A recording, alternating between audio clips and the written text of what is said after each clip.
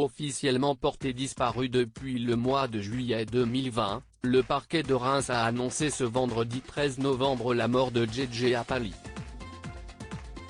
Selon un communiqué du parquet, le commissariat de Reims où l'acteur vivait depuis 2013 avait été informé de sa disparition le 13 juillet dernier.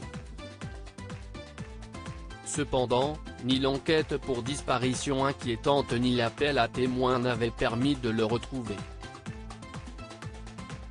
Comme indiqué dans le communiqué, c'est par recoupement que les policiers ont pu retrouver son corps.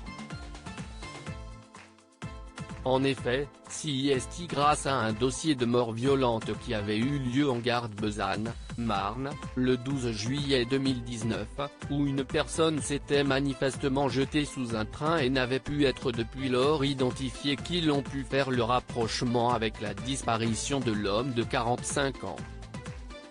On apprend également qu'une expertise odontologique a permis de comparer le dossier dentaire du comédien avec celui du cadavre retrouvé en juillet 2019, ce qui a permis formellement à l'expert de confirmer que le corps retrouvé était bien celui de JJ Appali.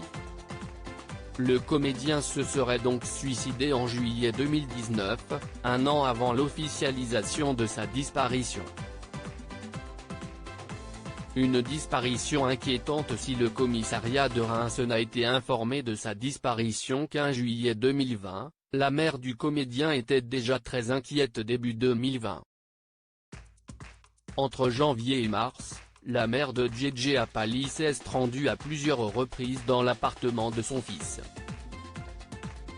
Aidé des pompiers lors de son second passage, il constate que l'appartement est bien rangé et retrouve également le mot laissé par la femme la première fois.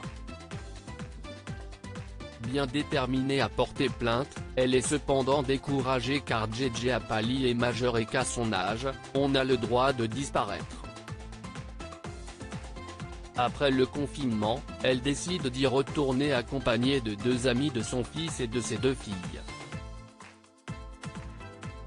L'une d'entre elles, Joëlle, raconte que l'appartement est toujours nickel mais qu'ils ont retrouvé le portefeuille de son frère, avec tous ses papiers dedans, sauf le passeport. Voyant que l'enquête piétine, Joëlle décide de prendre les choses en main. Après plusieurs appels à l'aide, elle contacte directement le préfet, ce qui fait avancer l'enquête. Le 2 novembre dernier, un appel à témoins est diffusé dans la presse régionale et sur les réseaux sociaux. Il a été relayé par plusieurs célébrités notamment Adèle Exarchopoulos, Jonathan Cohen ou encore Leila Bekti. Une enquête qui aura débouché sur une fin tragique mais permettra à la famille du comédien de pouvoir faire son deuil.